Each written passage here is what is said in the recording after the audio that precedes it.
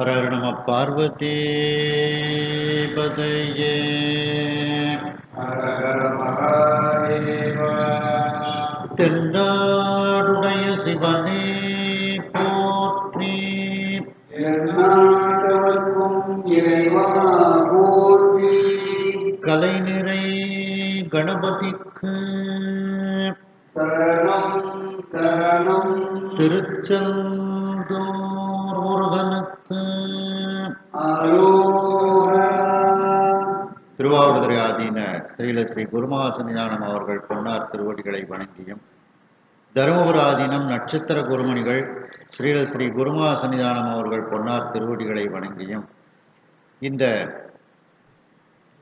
திருவிளையாடற் புராண சிந்தனையை செவ்வனே நடத்தி கொண்டிருக்கக்கூடிய கற்பக விநாயகம் ஐயா, சுப்பிரமணியன் ஐயா, ஆவுடையப்பன் ஐயா, நல்ல சிவம் ஐயா, கோமதி நாயகம் ஐயா, கண்ணன் ஐயா, இந்திராமையார் மற்றும் வந்திருக்கும் அனைவருக்கும் பணிவான வணக்கத்தை தெரிவித்துக் கொள்கின்றேன். நாம் நரி பரியாக்கிய படலம் என்கின்ற திருவிளையாடலில் இருக்கின்றோம். மணிவாசக பெருமானை சிறையிலிருந்து மீட்பதற்காக சிவபெருமான்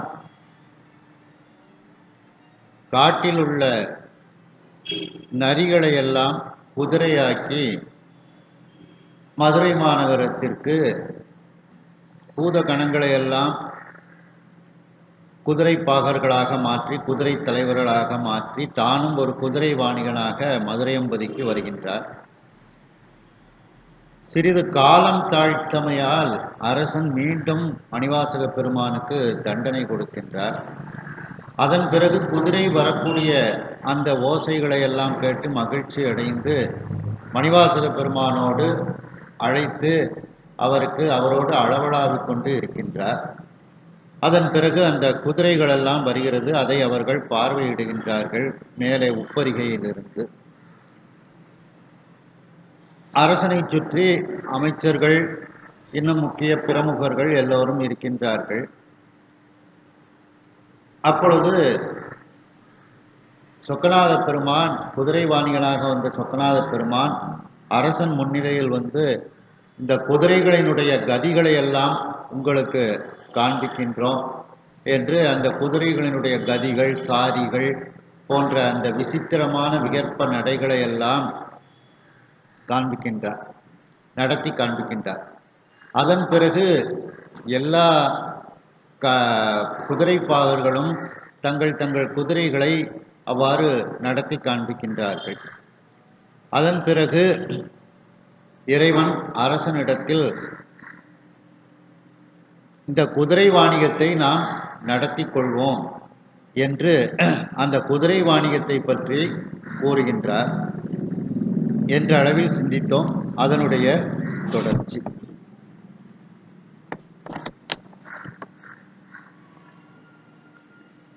இன்னவாம் பரிகள் எல்லாம்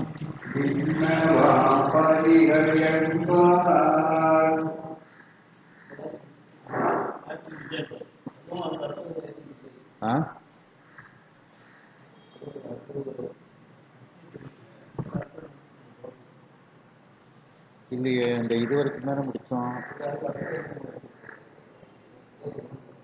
எத்தனாவது பாட்டு வரைக்கும்?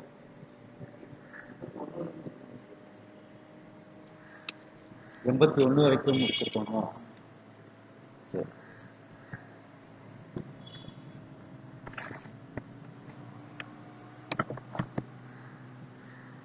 மணிவாசக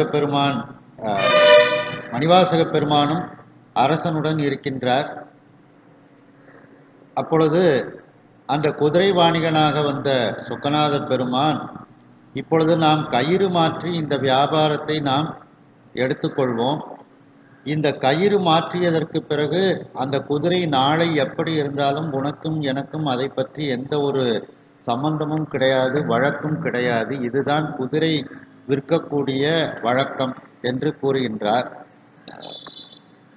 உடனே அதற்கு சம்மதித்து அரசன் கூறுகின்றார், உங்களோடு எங்கள் அமைச்சர் இருந்ததனால் அவர் மேலும் துப்புரவும் தூய்மை உடையவராக ஆனார் என்று சொன்னார் என்ற அளவில் சிந்தித்தோம். அதனுடைய தொடர்ச்சி. உரகத ஆரம் தோற்றாது உயர்மறை பரிமேல் வந்தார். உலகத ஆரம் தோற்றாது உயர்மறை பரிமேல் வந்தார். மரகத நிறத்து நிம்ப மாலை தாழ் மார்பினார்க்கு. மரகத நிறத்து நிம்ப மாலைதாள் மார்பினார்க்கு. புரகதம் கயிறு மாறி கொடுப்பவர் பொதுமையாய.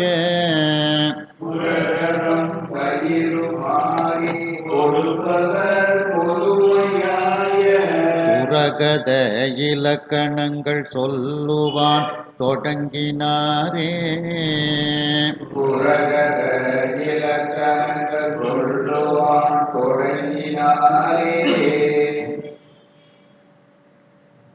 அந்த சொக்கநாத பெருமான் தன்னுடைய வேடங்களை காண்பிக்காது ஒரு குதிரை வாணிகனாக அங்கே வந்திருக்கின்றார். உரகத ஆரம் தோற்றாது. உரகதம்னா பாம்பு. அந்த உரக சயனன் மருகோனே அப்படின்னுட்டு வரும். அந்த பாம்பை படுக்கையாக கொண்ட அந்த திருமால் அப்படின்ட்டு உரக சயனன் திருமால், அவனுக்கு மருமகனாகிய முருகப்பெருமானே அப்படின்ட்டு வரும். அப்படி அந்த உரகத ஆரம் தோற்றாது. பாம்பையே சிவபெருமான் ஆபரணமாக அணிந்திருக்கக்கூடியவர், நாகாபரணர். அந்த பாம்பு ஆபரணங்களை எல்லாம் வெளியில் தெரியாது மறைத்து கொண்டு அந்த பெருமான் வருகின்றார். அப்ப இங்க பாம்பு ஆபரணம்னா பாம்பு ஆபரணம் மட்டுமல்ல, அந்த சிவபெருமானுக்குள்ள அத்தனை இலக்கணங்களையும் மறைத்து கொண்டு வருகின்றார். 3 கண்கள் போன்ற அனைத்தையும், விரித்த சடாமுடி, இதையெல்லாம் மறைத்து கொண்டு ஒரு குதிரை வாணிகனாக அந்த சொக்கநாத பெருமான் அங்கே வருகின்றார். உயர்மறை பரிமேல் வந்தார். உயர்ந்த வேதமாகிய குதிரையின் மீது அமர்ந்து அந்த சொக்கநாத பெருமான் குதிரை வாணிகனாக வந்தார். மரகத நிறத்து நிம்பமாலை தாழ் மார்பினார்க்கு. அந்த பச்சை அந்த வேப்பம்பூ பார்த்தீங்கன்னா ஒரு மாதிரியா லேசா பச்சையும் வெள்ளையுமா இருக்கும்.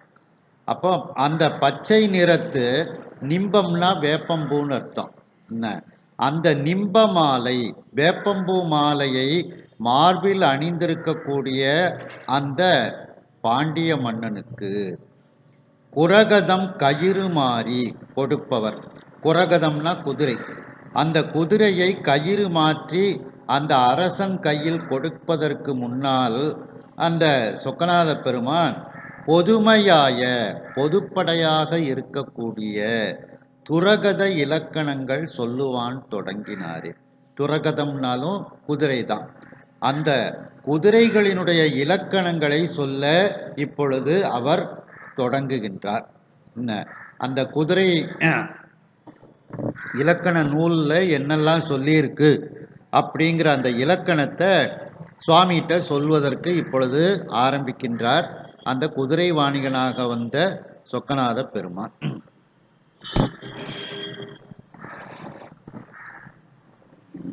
இந்த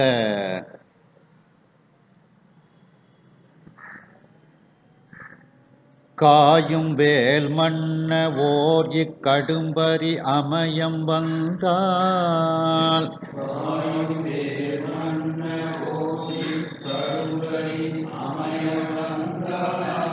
ஞாயிலும் தாண்டி செல்லும் நாட்டமும் நுழையாச்சால.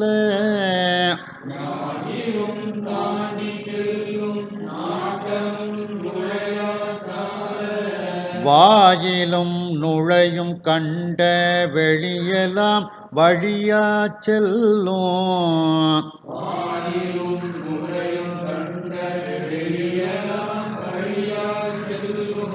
தீய வெம்பசி வந்துற்றால் தின்னாத எனினும் தின்னும் ஈயகம் பரிவந்தால் தின்னாத எனினும் தின்னும் காயும் வேல் மன்ன. பகைவரை கண்டு சினம் கொள்ளும் வேற்படையை உடைய மன்னவனே, வேற்படையை செலுத்தும் மன்னவனே, பகைவர்கள் மீது வேற்படையை செலுத்தும் பாண்டிய மன்னனே. இந்த குதிரையினுடைய இலக்கணத்தை நான் கூறுகின்றேன். ஓர் இக்கடும்பரி, ஓர்னா ஒப்பற்ற அப்படின்னு அர்த்தம். ஒப்பற்ற இந்த வலிமை வாய்ந்த குதிரையானது அமயம் வந்தால், அமயம்னா போர்க்களம்னு அர்த்தம். போர்க்களத்துக்கு இந்த குதிரை வந்துச்சுன்னா என்ன செய்யும் அப்படின்னு சொல்றாப்புல. ஞாயிலும் தாண்டி செல்லும். ஞாயில்னா அந்த மதில் சுவருக்கு மேல சிறு சிறு அறைகள் கட்டி அதுக்குள்ள வீரர்கள் ஒளிந்திருப்பார்கள். ஒளிஞ்சு அம்புகள் எல்லாம் எதிரியை நோக்கி செலுத்துவார்கள். அந்த அறை அப்போ மதில் சுவரே உயரமா இருக்கும், அதுல சிறு சிறு அறைகள் அதை விட உயரமா இருக்கும். அதையும் தாண்டி இந்த குதிரை வேகமாக செல்லும். அப்போ மதிலையும் தாண்டும், மதிலுக்கு மேலே கட்டப்பட்ட சிறு அறைகளையும் வேகமாக தாண்டி சென்று அந்த எதிரிகளை தாக்கும். அப்படின்னா ரொம்ப உயரத்துக்கு இது தாவி செல்லும் அப்படின்னுட்டு அந்த குதிரையினுடைய வலிமையை பற்றி கூறுகின்றார்.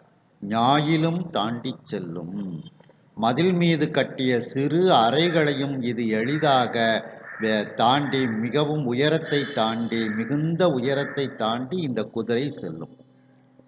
நாட்டமும் நுழையா சால வாயிலும் நுழையும். நம்முடைய கண் பார்வை கூட நுழைய முடியாத அந்த பலகனி வழியாகவும் இது நுழைந்து வேகமாக செல்லும். அதாவது கொஞ்சம் சின்ன இடைவெளி கிடைச்சாலும் அதுக்குள்ளேயும் இது வேகமாக இது போய் சேர்ந்துடும். எதிரிகளை தாக்குவதற்காக வேகமாக பாய்ந்து செல்லும். அந்த குதிரைக்கு தேவையான ஒரு சிறு அளவு இடைவெளி கிடைத்தாலும் அது வழியாகவும் இது வேகமாக சென்று போர் புரியும் அப்படிங்கிறாங்க. அதான் நாட்டமும் நுழையா, நம்முடைய கண் பார்வை கூட நுழைய முடியாத அந்த சாலவாயில், சாலவாயில்னா பலகனி, அந்த பலகனி வழியாகவும் இது நுழைந்து செல்லும். அப்படின்னா பலகனினா ஜன்னல் மாதிரி உள்ள அமைப்பு. அந்த சிறு ஜன்னல் இருந்தாலும் அந்த ஜன்னல் வழியில கூட இது உள்ள நுழைஞ்சு போகும். கண்ட வெளியெல்லாம் வழியா செல்லும். எங்கெல்லாம் இடைவெளி இருக்கோ, நமக்கு செல்வதற்கு இடம் இருக்கின்றதோ அந்த வழியிலெல்லாம் இது பாய்ந்து சென்று போரிடக்கூடிய தன்மை வாய்ந்தது இந்த குதிரை. தீய பசி வந்துற்றால், அந்த வலிமையான கொடுமையான பசி, இந்த பசி வந்துட்டுன்னா இந்த குதிரை என்ன செய்யும்? தின்னாத எனினும் தின்னும். குதிரை கூடியான மட்டுக்கும் பச்சை புல்லு தான் சாப்பிடும். இந்த நல்ல பசுமையான புல்லு கொள்ளு இதைத்தான் சாப்பிடும். ஆனால் இது திங்க முடியாத வைக்கலையும் கூட பசி இதில் சாப்பிடும் அப்படின்ட்டு. தின்னாத அப்படின்னா தின்னக்கூடாத வைக்கோல், வைக்கோல் கிடைச்சாலும் இது சாப்பிட்டு விடும். அப்போ நீங்கள் என்ன, பச்சை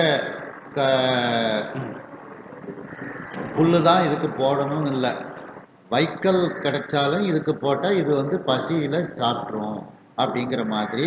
சாப்பாட்டுக்கும் ஒரு எளிய முறை என்ன, இப்போ டெய்லி பச்சை புல்லு தான் வேணும்னு இல்லை, வைக்கலை நீங்கள் சேர்த்து வச்சுக்கிட்டிங்கன்னா இந்த குதிரைக்கு போட்டால் வைக்கலைன்னு சாப்பிட்டுவிடும் அப்படின்ட்டு இந்த குதிரையை பற்றி குதிரை இலக்கணங்களை சொக்கநாத பெருமான் அரசரிடத்தில் இவ்வாறு எடுத்து சொல்லி வருகின்றார்.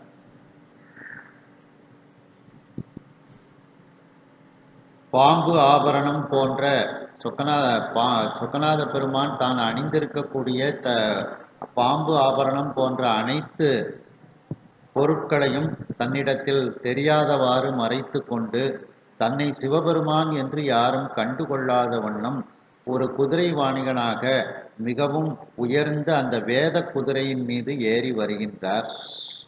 மரகத பச்சை போன்று சிறிய அளவில் பச்சை நிறமாக இருக்கக்கூடிய அந்த வேப்பம்பூ மாலையை மார்பில் அணிந்திருக்கக்கூடிய அந்த பாண்டிய மன்னனுக்கு குதிரையை கயிறு மாறி கொடுப்பதற்கு முன்பு பொதுவாக அந்த குதிரை இலக்கண நூல்களில் என்ன சொல்லப்பட்டிருக்கின்றதோ அந்த இலக்கணங்களை எல்லாம் அந்த குதிரை வாணிகனாக வந்த பெருமான் அந்த மன்னனிடத்தில் எடுத்து கூறுகின்றார்.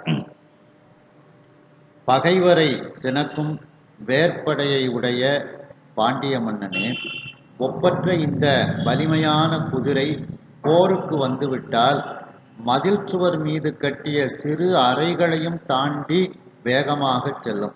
அதாவது மிகுந்த உயரத்தையும் தாண்டி இந்த குதிரை போருக்கு செல்லும்.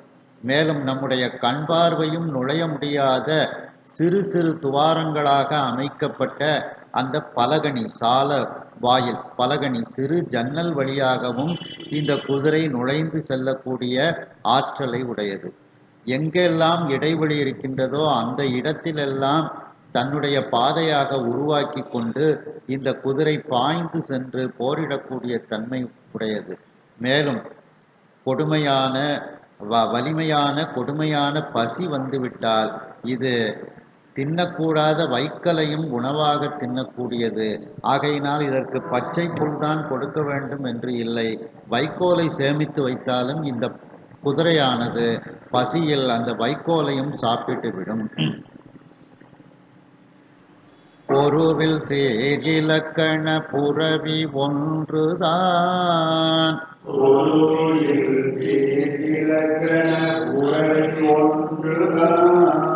ஒருவனது இடை வதிந்து உரையின் ஒல் என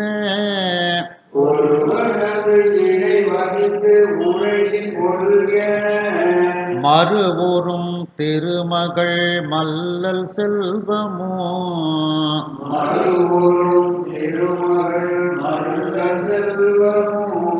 பெருகுறும் கீர்த்திகள் பல்கும் பெற்றியால்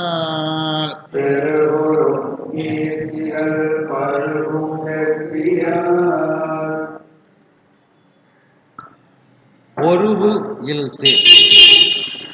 இந்த குதிரைக்கு இப்படிப்பட்ட இலக்கணம் உடையது அப்படின்னுட்டு அந்த இலக்கண நூலில் சொல்லப்பட்டிருக்கு. அதில் மாற்று கருத்து இல்லாமல் சண்டை இல்லாது அந்த அந்த இலக்கணத்தை ஏற்றுக்கொள்ளக்கூடிய அளவுக்கு லட்சணத்தை உடைய குதிரைகள். என்ன குதிரை அந்த இலக்கண நூலில் இப்படித்தானே சொல்லப்பட்டிருக்குன்னுட்டு அதில் சிறு ஒரு தடைகளையும் யாராலையும் எழுப்ப முடியாதான், சிறு சண்டையும் போட முடியாதான். அந்த அளவுக்கு அந்த இலக்கண நூலில் என்ன சொல்லப்பட்டிருக்கிறதோ அந்த இலக்கணத்தை சண்டை சச்சரவுகள் வாதங்கள் இவைகள் இல்லாமல் ஏற்றுக்கொள்ளக்கூடிய அளவுக்கு உயர்ந்த லட்சணத்தை உடைய குதிரை அப்படின்னு அர்த்தம். பொருனா சண்டையிடுதல்னு அர்த்தம். இங்க சண்டை சச்சரவு இல்லாம இலக்கண நூல் அப்படி சொல்லப்பட்டிருக்கா அப்படின்னுட்டு யாரும் எதிர்கேள்வியே கேட்க முடியாத அளவிற்கு, சண்டை போட முடியாத அளவுக்கு அந்த குதிரைக்குரிய லட்சணம் பொருந்தி இருக்குதாம். அப்படிப்பட்ட அந்த பெருமையும் அந்த குதிரை இலக்கணமும் லட்சணமும் பொருந்திய ஒரு குதிரை ஒருவனிடத்தில் அந்த குதிரை இருந்தால், அந்த குதிரையை அவன் வளர்த்து வந்தால் என்ன பலாபலன்கள் கிடைக்கும் அப்படின்ட்டு இதுல சொல்றாப்ல. ஒருவனது இடை வதிந்து உரையின், ஒருவனிடத்தில், இடைனா இடத்தில் அர்த்தம், ஒருவனிடத்தில் அந்த குதிரை லட்சணமான ஒரு குதிரை தங்கி இருந்தால் என்ன பலாபலன் கிடைக்கும்.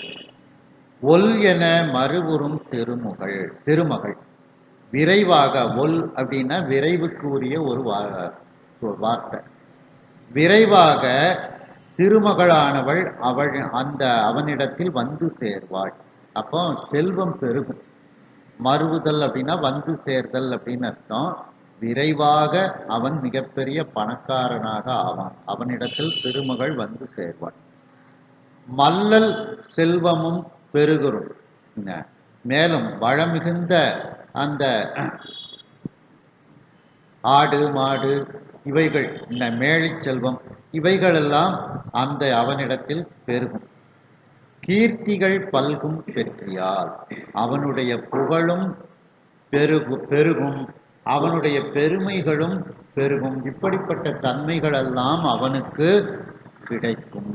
ஒரு நல்ல லட்சணமான குதிரையை வீட்டில் வச்சு வளர்த்தா அவங்க வந்து அங்கே மகாலட்சுமியினுடைய கடாட்சம் கிடைக்கும். மற்ற செல்வங்கள் என்ன ஆடு மாடு கோழி போன்ற அந்த செல்வங்கள் எல்லாம் அவர்களுக்கு கிடைக்கும், பெருமை கிடைக்கும் அப்படின்ட்டு இதில் அந்த குதிரையினுடைய பலாபலனை கூறுகின்றார். நெய்த்திடும் மாந்தளிர் நிறத்த நாவின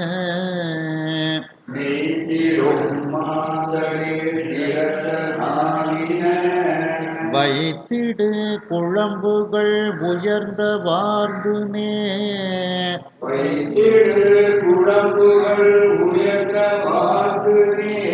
ஒத்திடும் எயிற்றின உரமும் கண்டமோ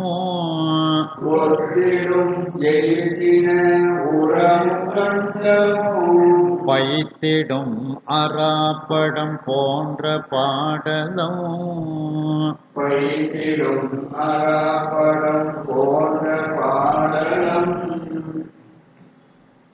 இப்போ ஒவ்வொரு விதமான குதிரையினுடைய பெயரை சொல்லி அந்த குதிரை எப்படிப்பட்ட லட்சணத்தில் இருக்கும் அப்படின்ட்டு இதுல வந்து சொல்றாங்க. அதுல பாடலம் அப்படிங்கிற ஒரு ஜாதி குதிரை அது எப்படி இருக்கும் அப்படின்ட்டு இந்த பாடல்ல சொல்றாப்புல. நெய்த்திடும் நாவின, அதாவது வாயில வந்து பசையை உடைய நாக்கினை உடையது. அந்த குதிரைக்கு வந்து நாக்கு வறண்டு போகக்கூடாது. அதனால இந்த குதிரை எப்படிப்பட்டது, வறட்சி இல்லாத நாக்கை உடைய, நாக்கிலேயே ஒரு பசையை உடையதாக இந்த குதிரை இருக்கும். நெய்த்திடும் அப்படின்னா பசையினை உடைய அப்படின்னு அர்த்தம். மாந்தளிர் நிறத்த அப்படின்னா என்ன அர்த்தம் அப்படின்னா, அது குடிச்ச தண்ணிய நல்ல சோர்வு அடையாம சேர்த்து வச்சு தக்க நேரத்துல பயன்படுத்தி கொள்ளும் அப்படிங்கிறது தான் அதுக்கு அர்த்தம். என்ன மாந்தளிர் நிறத்த, மாந்தளிர் ஒரு சிவப்பு கலர், அது ஒரு அந்த மாந்தளிர் நிறமே உங்களுக்கு தெரியும். என்ன ரொம்ப சிகப்பும் கிடையாது, ஒரு பச்சையும் கிடையாது. மாந்தளிர் என்ன ஒரு சாதாரண அந்த இளஞ்சூரியன் வர்ற மாதிரி உள்ள ஒரு சிகப்பு. என்ன அப்படிப்பட்ட நிறத்தை உடைய குதிரை. இந்த குதிரை நிறைய பேர் பார்த்துருக்கலாம். அந்த கலரே வந்து ஒரு சின்ன ஒரு லைட்டு சிவப்பா இருக்கும். அப்படி அந்த மாந்தளிர் நிறத்தை உடையதாக அந்த குதிரை இருக்கும். வைத்திடு குழம்புகள் உயர்ந்த, அந்த கீழே அந்த காலில் உள்ள குழம்பு பார்த்தோம்னா ரொம்ப உயர்ந்த குழம்புகளாக இருக்கும். சாதாரண குதிரையினுடைய குழம்பை விட இந்த குதிரைக்கு வந்து குழம்புகள் ரொம்ப உயர்ந்ததாக இருக்கும், உயரமாக இருக்கும். வைத்திடுனா பூமியில் வைக்கக்கூடிய அந்த பாதம், அந்த பாதத்தில் உள்ள குழம்புகள் உயரமாக இருக்கும்.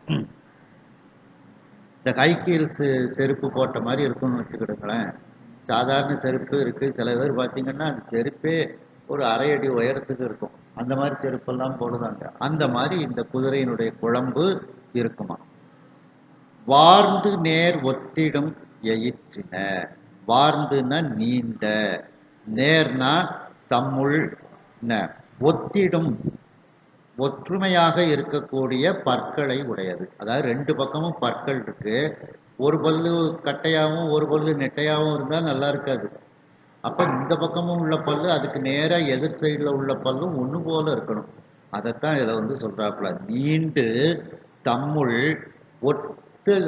ஒரே அளவாக இருக்கக்கூடிய பற்களை உடையதாக அது இருக்கின்றது.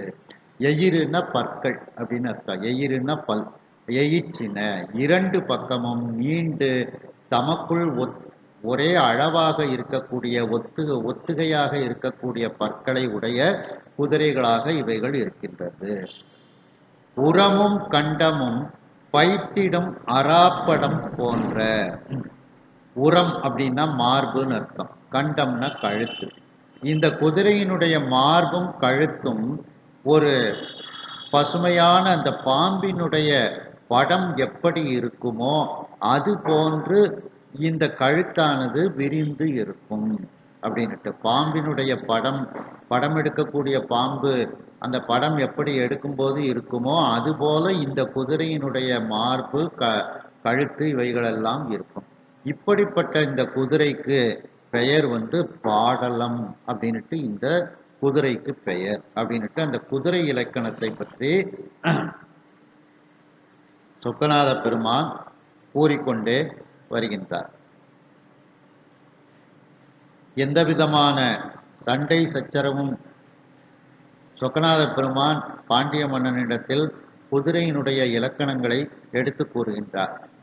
எந்த விதமான சண்டை சச்சரவு வாக்குவாதம் இல்லாமல் ஏற்றுக்கொள்ளக்கூடிய அளவில் பெருமையும் குதிரை இலக்கணமும் பொருந்திய அந்த லட்சணமான குதிரை ஒன்று ஒருவனிடத்தில் வந்து தங்கியிருந்து அந்த குதிரையை அவன் வளர்த்து வருவானாயில் அவனுக்கு பலவிதமான பலன்கள் கிடைக்கும். விரைவாக மகாலட்சுமியானவள் அவனிடத்தில் வந்து சேர்வார். அதாவது விரைவாக அவன் செல்வந்தனாக ஆகுவான். மல்லல் செல்வமும் பெருகுறும். ஆடு மாடு கோழி போன்ற அந்த மேழி செல்வமும் அவனிடத்தில் பெருகி இருக்கும். கீர்த்திகள் பல்கும். அவனுடைய பெருமைகள் எங்கும் பெருகும். இப்படிப்பட்ட தன்மையை உடையவனாக அந்த அவன் இருப்பான். மேலும் பாடலம் என்று ஒரு ஜாதி குதிரை இருக்கின்றது. அந்த பாடல ஜாதி குதிரை எப்படி இருக்கும் என்றால் அது பசையினை உடைய நாவை உடையதாக இருக்கும். அதாவது வறண்டு போகாத நாவினை உடையதாக அந்த குதிரை இருக்கும். அது மாந்தளிர் எப்படி ஒரு சிவந்த நிறத்தை உடையதாக இருக்கின்றதோ அது போன்ற நிறத்தை உடையதாக இருக்கும். அந்த குதிரை பூமியில் வைக்கக்கூடிய அந்த குளம்புகள் மற்ற குதிரைகளினுடைய குளம்புகளை விட உயர்ந்ததாக அது இருக்கும். மேலும் அதனுடைய இரு பக்கத்திலும் இருக்கக்கூடிய பற்கள் நீண்டு அந்த தம்முள் அவைகள் ஒரே அளவாக ஒத்துகையாக இருக்கக்கூடிய பற்களை உடையதாக அந்த குதிரை இருக்கும். அந்த குதிரையினுடைய மார்பும் கழுத்தும் பசுமையான பாம்பு படம் எடுத்து ஆடுவது போல அந்த குதிரையினுடைய மார்பும் கழுத்தும் இருக்கும். இப்படிப்பட்ட ஒரு இலக்கணங்களை உடைய அந்த குதிரைக்கு பெயர் பாடலம் என்று பெயர்.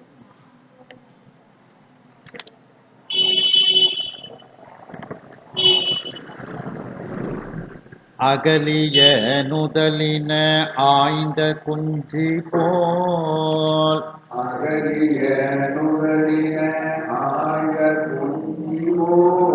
நிகரரு கொய்யுளை நிறம் ஒன்று ஆயின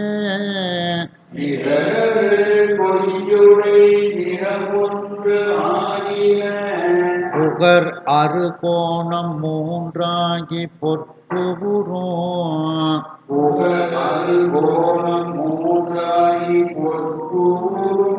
முகம் உடையன பயம் மொய்கொள் கோடகம்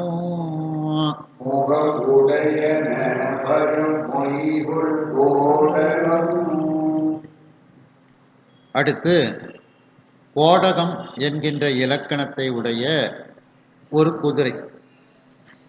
அந்த குதிரை ஜாதிக்கு பெயர் கோடகம் என்று பெயர். அந்த குதிரை எப்படி இருக்கும் என்று கூறுகின்றார்.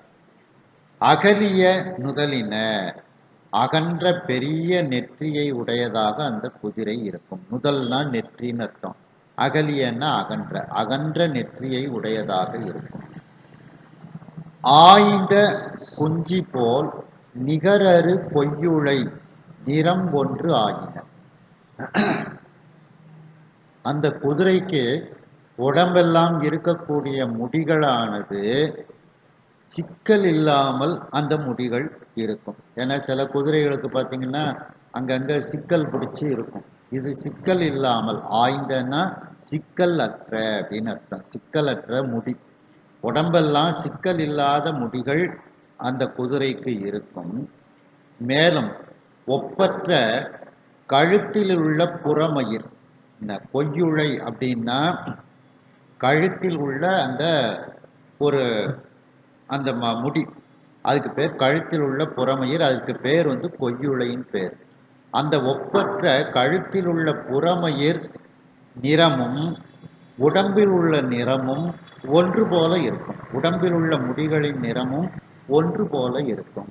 ஏன்னா சில குதிரைக்கு இந்த கழுத்தில் உள்ள முடி வந்து வேற நிறமாக இருக்கும்.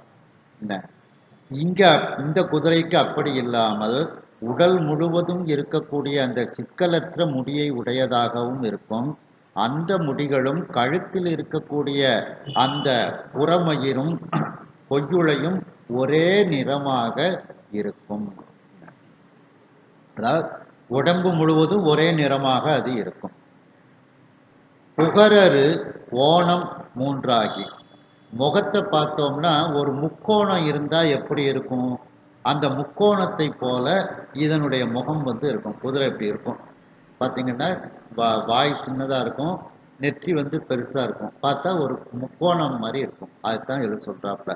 என்ன புகர் அறுகோணம் மூன்றாகி, என்ன அந்த புகரரு கோணம் மூன்றாகி, என்ன மூன்று கோணத்தில் அந்த முக்கோணம் மாதிரி அந்த அழகு மிகுந்ததாக அது இருக்கும்.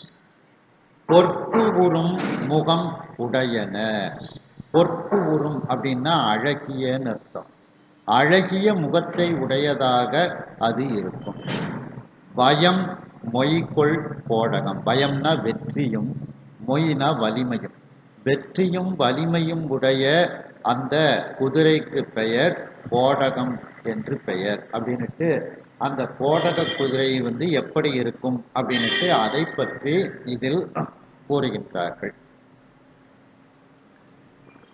முட்டிய சமரிடை முகத்தில் வாழினால், முட்டிய சமரிடை முகத்தில் வாழினால், வெட்டினும் எதிர்ப்பதாய் குரங்கு வேங்கை, வெட்டினும் எதிர்ப்பதாய் குரங்கு வேங்கை, தோல் பட்டிமை நரி அரிசரபம் பாய்முயல், தோல் பட்டிமை நரியரி கரமம் பாய்முயல், எட்டிய கதியின இவுழி என்பவே. எட்டிய கதியின இவுழி என்பவே. அடுத்த ஒரு ஜாதி குதிரை, அதற்கு பேர் இவுழி அப்படின்னு பேர். அந்த இவுழிங்கிற குதிரை எப்படி இருக்குமா அப்படின்னுட்டு இதுல சொல்றாப்புல. முட்டிய சமரிடை முகத்தில் வாழினால் வெட்டினும் எதிர்ப்பதாய்.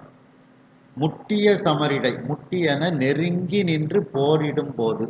ஒருத்தர் முட்டிக்கிட்டாங்கன்னா அர்த்தம், பக்கத்துல இருந்தா தானே ஒருத்தர் முட்ட முடியும். அப்போ முட்டிய சமர்னா நெருங்கி நின்று போரிடக்கூடிய சமயத்தில். சமர்னா போர்னு அர்த்தம். என்ன முட்டியன நெருங்கி நின்று போரிடக்கூடிய சமயத்தில், அந்த போர்க்களத்தில் அந்த எதிரியானவன் இந்த குதிரையினுடைய முகத்தில் வாளால் வெட்டினாலும் அதை தாங்கி கொண்டு அந்த எதிரியை எதிர்க்கக்கூடிய ஆற்றல் உடையது இந்த குதிரை. எதிரி முகத்துல வெட்டினாலும் இந்த குதிரை அந்த எதிரியை எதிர்த்து கொண்டு தாக்கக்கூடிய ஆற்றல் உடையது இந்த குதிரை. மேலும் இந்த குதிரை குரங்கு, வேங்கை புலி, தோல் பட்டிமைனா யானை, நரி, அரின சிங்கம், சரபம்னா சரபப்பறவை, என்ன இவைகளை பாய்ந்து செல்லக்கூடிய முயல், இவைகள் எப்படியெல்லாம் நடக்குமோ அது போன்ற நடையை உடையது. அந்த குதிரைக்கு பெயர் இவுளி அப்படின்னுட்டு பேர். என்ன அதாவது குரங்கு எப்படி மரத்துக்கு மரம் தாவுமோ அது மாதிரி இது தாவி தாவி செல்லும். புலி எவ்வளவு வேகமா பாய்ந்து ஓடுமோ அது போல பாய்ந்து ஓடும். சரி, சில இடத்துல மெல்ல போகணும் அப்படிங்கிற மாதிரி யானை மாதிரி போகும். என்ன நரி எப்படி செல்லுமோ அது போல வேகமாக செல்லும். சிங்கம் எப்படி செல்லுமோ அது போல செல்லும். சரப பறவை எப்படி செல்லுமோ அது போல செல்லும். பாய்ந்து செல்லக்கூடிய முயல் எவ்வளவு வேகமாக செல்லுமோ அது போல நடைகளை உடையது இந்த குதிரை. அதாவது எவ்வளவு வேகமானாலும் இது ஓடும். மெதுவா நம்ம செலுத்தணும்னு நினைச்சாலும் இந்த குதிரை மெதுவாக செல்லும் அப்படிங்கிற அர்த்தத்துல இதை சொல்றாப்புல. இப்படிப்பட்ட ஒரு தகுதிகளை உடைய, இலக்கணங்களை உடைய இந்த குதிரை ஜாதிக்கு பெயர் இவுழி அப்படி என்று பெயர். சொக்கநாத பெருமான் அரசனிடத்தில் ஒவ்வொரு ஜாதி குதிரைகளினுடைய இலக்கணத்தை கூறுகின்றார். அதில் கோடகம் என்று ஒரு ஜாதி குதிரை. அது எப்படி இருக்கும் என்றால் அகன்ற நெற்றியை உடையதாக இருக்கும். மேலும் அதனுடைய உடம்பில் சிக்கல் இல்லாத முடிகள் இருக்கும். மேலும் அதனுடைய ஒப்பற்ற கழுத்தில் இருக்கக்கூடிய புறமயிராகிய கொய்யுளை என்று சொல்லக்கூடிய புறமயிரும் அதனுடைய உடம்பில் உள்ள எல்லா முடிகளும் ஒரே நிறத்தை உடையதாக இருக்கும். மேலும் அதனுடைய முகமானது ஒரு முக்கோண அமைப்பில், மிகவும் அழகிய ஒரு உருவத்தில் முக்கோண அமைப்பில் அது இருக்கும். அழகிய அழகிய முகத்தை உடையதாக அது இருக்கும். வெற்றியும் வலிமையும் உடைய அந்த குதிரைக்கு, ஜாதி குதிரைக்கு பெயர் கோடகம் என்று பெயர். மேலும் அடுத்து இவுளி என்று ஒரு குதிரை ஜாதி இருக்கின்றது. நெருங்கி நின்று போர்க்களத்தில் போரிடக்கூடிய சமயத்தில் எதிரியானவன் இந்த குதிரையினுடைய முகத்தில் தன்னுடைய வாளினால் வெட்டிவிட்டாலும் அந்த குதிரை சளைக்காமல் அந்த எதிரியை எதிர்த்து கொண்டு போரிடக்கூடிய ஆற்றல் உடையதாக இருக்கும். மேலும் குரங்கை போல, புலியை போல, யானையை போல, நரியை போல, சிங்கத்தை போல, சரபத்தை போல, பாய்ந்து செல்லும் முயல்களைப் போலவெல்லாம் இந்த குதிரையானது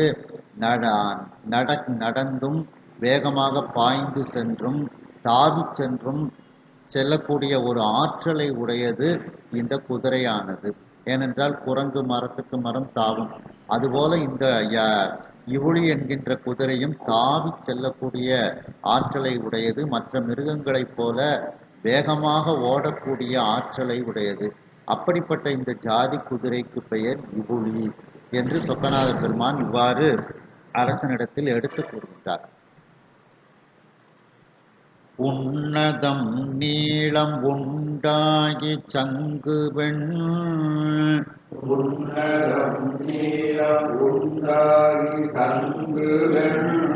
கண்ணலில் வாலிய விலாலி கால்வதாய்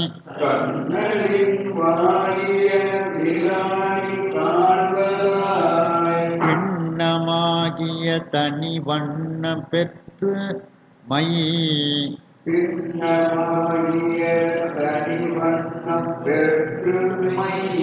வண்ணமும் உடையது வன்னியாவதே.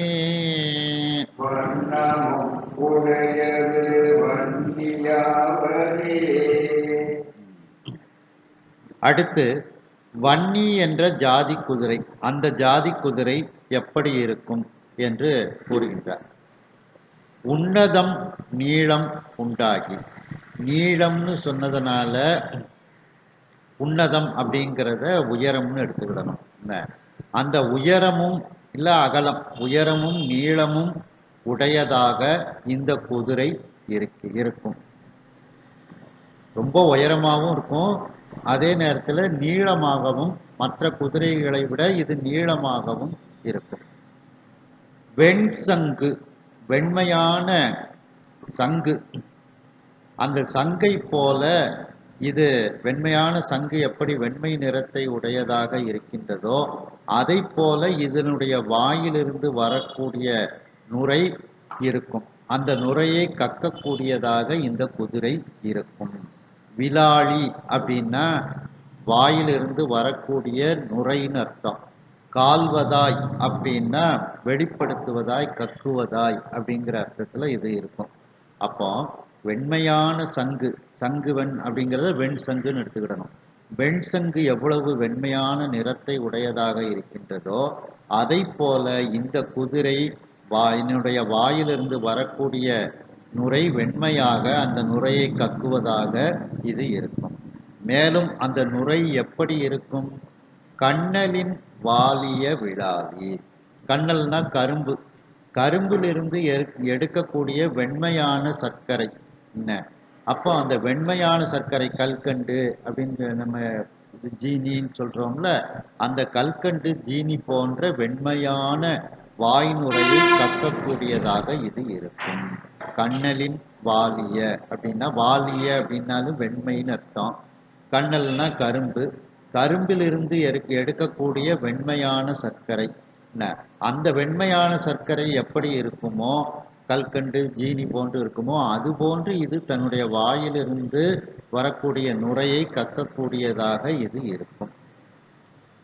பின்னமாகிய தனி வண்ணம் பெற்று, பின்னமாகிய தனி வண்ணம்னா பொன் வண்ணம்னு அர்த்தம். தங்க நிறத்தை உடைய ஒரு நிறம். அப்போ அந்த தங்க நிறத்தை உடைய ஒரு நிறத்தை பெற்று கொண்டு இந்த குதிரை இருக்கும். மை வண்ணமும் உடையது. சமயத்துல இது கருப்பு நிறமாகவும் இருக்கும். மை வண்ணம், வண்ணம்னா நிறம்னு அர்த்தம், மைனா கருப்புன்னு அர்த்தம். தங்க நிறமாகவும் இருக்கும், கருப்பு நிறத்திலும் இந்த குதிரை இருக்கும். இப்படிப்பட்ட குதிரைக்கு, அந்த ஜாதி குதிரைக்கு வன்னி என்று பெயர் அப்படின்னுட்டு இந்த வன்னி குதிரையினுடைய இலக்கணத்தை கூறுகின்றார். திணிதரு கழுத்தினில் சிறந்த தெய்வத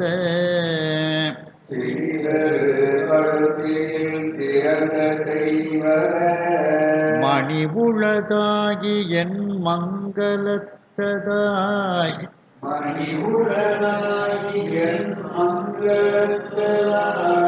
அணிதரு பஞ்ச கல்யாணம் உள்ளதாய்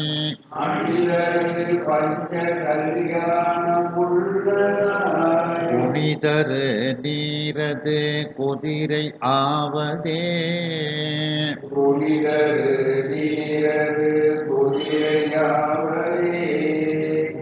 ஆவுடையார் கோயிலுக்கு எல்லாரும் போயிருப்பீங்க. குதிரைகள்லாம் பார்த்தா டிசைனா இருக்கும். அங்க அந்த கற்களையே எங்கேருந்து அவங்க அந்த கற்களை எடுத்திருப்பாங்கன்னு சொல்ல முடியாது. அப்படி அந்த கற்களே பார்த்தீங்கன்னா ஒரு வித்தியாசமான கலர்களோட. எல்லாரும் போயிருக்கீங்களா ஆவுடையார் கோயில்? போகாதவங்க அவசியம் போய் பாருங்க. ஒரு தடவையாவது வாழ்க்கையில அந்த சிற்பங்களை பார்க்கக்கூடிய ஒரு இடம். அளவில்லாத குதிரைகள் இருக்கும், நல்ல அபூர்வமான சிற்பங்கள். அந்த கொடுங்கைகள், ஜன்னல்கள், கல் சங்கிலி இதெல்லாம் பார்க்கக்கூடிய ஒன்று. எல்லா நாள்லையும் மாணிக்க வாசகர் தான் வருவார் உற்சவமூர்த்தியாக. இப்பதான் நடந்து முடிஞ்சிருக்கு நமக்கு திருவிழா. இந்த இது அதே மாதிரி சுவாமி ஆத்மநாதர், அம்பாள் யோகாம்பிகை அப்படின்ட்டு பேரு. அந்த கோயில் கும்பாபிஷேகத்துக்கு கௌமார மடத்திலேருந்து கூப்பிட்டுருந்தாங்க. பாடத்துக்கு போயிட்டு வந்தார். ஒரு 4 நாள் போய் தங்கியிருந்து, வருஷம் இருக்கும், 15 வருஷத்துக்கு முன்னாடி, 20 வருஷம் கூட இருக்கும். அப்போ போய் பாடிட்டு வந்தது. 4 நாள் அந்த ஊர்ல இருக்கக்கூடிய பாக்கியம் கிடைச்சு. சாமிக்கு இந்த போத்திமார்கள், நம்பூதிரிகள் பூஜை தான், கேரளாக்காரங்க பூஜை. சாமிக்கு வித்தியாசமான சாப்பாடா புழுங்கலரிசி சாதம். புழுங்கலரிசி சாதம், கத்திரிக்காய், பாவைக்காய் இதெல்லாம் ஒரு குழம்பு, பாகற்காய் இதெல்லாம் ஒரு குழம்பு வச்சு, சுவாமி ஒரு பீடம் மாதிரி தான் இருக்கும், சிவலிங்கம்லாம் இருக்காது. அந்த பீடத்திலேயே சுட சுட சாப்பாடை பரிமாறுவாங்க. அந்த ஆவி பறக்கணும். அந்த ஒரு வித்தியாசமான ஒரு சுவாமிக்கு நிவேதனம். புழுங்கரிசி தான். அதை எல்லாத்தையும் பிரசாதமாக கொடுப்பாங்க, வாங்கி சாப்பிடலாம். அங்கே இந்த மாதிரி சிற்பங்கள்ல குதிரை பார்த்தீங்கன்னா டிசைனா குதிரைகள்லாம் அங்கே இருக்கும். அந்த கற்களும் பார்த்தீங்கன்னா ஒரு மாதிரி பச்சை சிகப்பு, பச்சை சிகப்புன்னு அப்படி ஒரு மாதிரி இந்த மொசைக் டைல் போடுவாங்க பார்த்தீங்களா, அந்த காலத்தில் ஒரு சின்ன சின்ன இதாக அந்த மாதிரி உள்ள கற்களாக இருக்கும். பார்க்க ஒரு அற்புதமான ஒரு. அந்த கற்களை எங்கேருந்து தான் தேடி பிடிச்சார். அவரே நேரடியாக இருந்து அந்த கோயிலை கட்டியிருக்காங்க பார்த்தீங்களா. அது மாதிரி ஜன்னல்கள் இந்த இதெல்லாம் பார்ப்பது கூடாது. கல்லிலேயே சன்செட். இன்னைக்கும் அந்த சிற்பிகள்லாம் பார்த்தீங்கன்னா ஆவுடையார் கோயில் அந்த சிற்பங்களை தவிர மற்ற எல்லா சிற்பங்களையும் செய்வோம் அப்படின்ட்டு கான்ட்ராக்ட் போடுவாங்க. ஏன்னா அந்த அளவுக்கு அது கடினமான உண்மையான ஒரு சிற்பங்கள். ஆமா, கொடுங்கைகள்.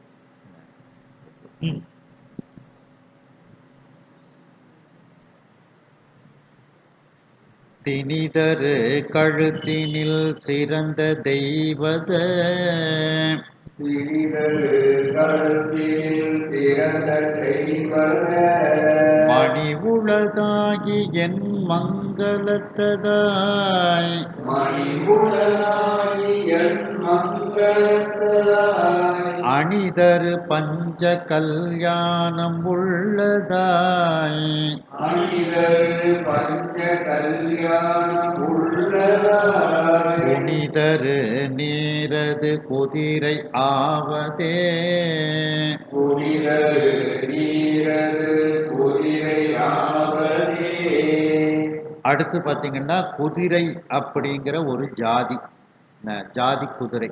அந்த ஜாதி குதிரைங்கிற பேருடைய ஜாதி வந்து எப்படி இருக்கும் அப்படின்ட்டு அதற்குரிய இலக்கணத்தை வந்து சொல்றாங்க.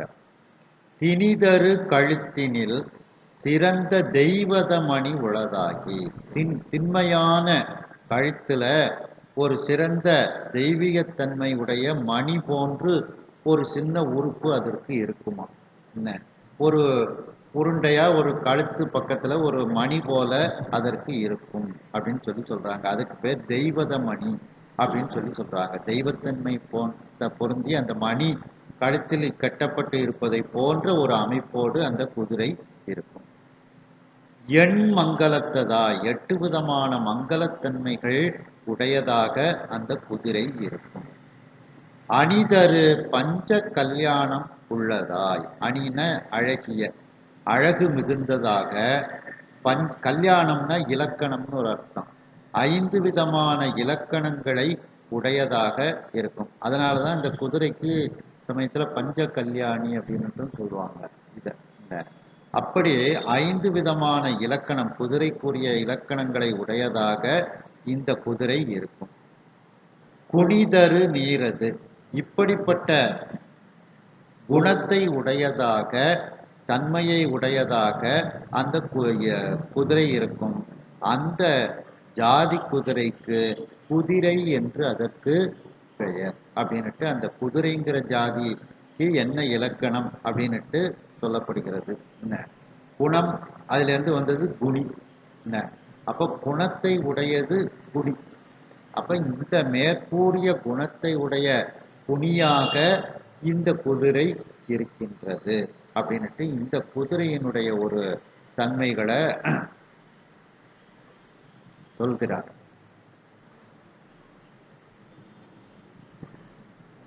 குதிரை வாணிகராக வந்த சொக்கநாத பெருமான் அரசனிடத்தில் குதிரையினுடைய இலக்கணத்தை சொல்லி அந்த குதிரைகளை காண்பிக்கின்றார். வன்னி என்று ஒரு ஜாதி குதிரை இருக்கின்றது. இந்த குதிரை மிகவும் உயரமாகவும் நீளமுடையதாகவும் இருக்கும். வெண்மையான சங்கு எப்படிப்பட்ட வெண்மை நிறத்தை உடையதாக இருக்குமோ அதுபோல இந்த குதிரையினுடைய வாயிலிருந்து வரக்கூடிய விலாளி என்கின்ற நுரையானது வெண்மையான நிறத்தை உடையதாய் அப்படிப்பட்ட நுரையை கக்குவதாக இது இருக்கும். மேலும் கரும்பிலிருந்து வரக்கூடிய வெண்மையான அந்த கற்கண்டு, அந்த ஜீனி போன்ற அவைகள் எப்படி வெப்பட்ட ஒரு தூய வெண்மை நிறத்தை உடையதாக இருக்குமோ அதுபோன்று இந்த குதிரையினுடைய வாயிலிருந்து வரக்கூடிய நுரையானது வெண்மையாக அந்த வெண்நுரையை கக்குவதாக, இந்த வெளிப்படுத்துவதாக இந்த குதிரைகள் இருக்கும். மேலும் பொன் வண்ணத்தை உடைய ஒப்பற்ற ஒரு நிறத்தை பெற்று இருக்கும் இந்த குதிரைகள். சில சமயங்களில் கருப்பு நிறத்தை உடையதாகவும் இந்த குதிரைகள் இருக்கும். அதாவது பொன் வண்ணத்திலையும் இருக்கும், கருப்பு நிறத்திலும் இருக்கும். இப்படிப்பட்ட இந்த லட்சணங்களை உடைய குதிரைக்கு வன்னி என்று பெயர் உண்டு. அடுத்து குதிரை என்கின்ற பெயரை உடைய ஜாதி குதிரை எப்படி இருக்கும் என்று கூறுகின்றார். திண்மையான கழுத்தினில் இந்த குதிரைக்கு சிறப்பு வாய்ந்த ஒரு தெய்வத்தன்மை உடைய ஒரு மணி போன்ற ஒரு அமைப்பு, சிறு ஒரு உருண்டை போன்ற அமைப்பு இதற்கு இருக்கும். அப்படிப்பட்ட தன்மை உடையதாக இருக்கும். மேலும் இலக்கண நூலில் கூறப்பட்ட 8 விதமான மங்களத்தை உடையதாக இருக்கும். அழகு மிகுந்ததாக, இலக்கணத்தில் கூறப்பட்ட 5 வகையான இலக்கணம் உடையதாக, கல்யாண குணம் உடையதாக இருக்கும். இப்படிப்பட்டு வரையறுத்து சொல்லப்பட்ட சிறப்பு உடையதாக இந்த குதிரை என்கின்ற இந்த குனியானது இப்படிப்பட்ட தன்மையை உடையதாக இருக்கும். இப்படிப்பட்ட ஒரு தன்மை உடையதற்கு குதிரை என்று பெயர் என்று அந்த சொக்கநாத பெருமான் அரசனிடத்தில் எடுத்து கூறுகின்றார். குங்குமம் கருப்புறம் கொழுந்தின் கார் அகில்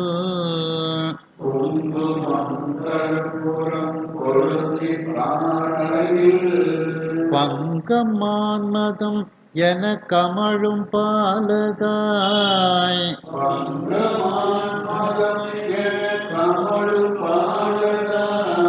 சங்கமும் மேகமும் சரபமும் கொடும்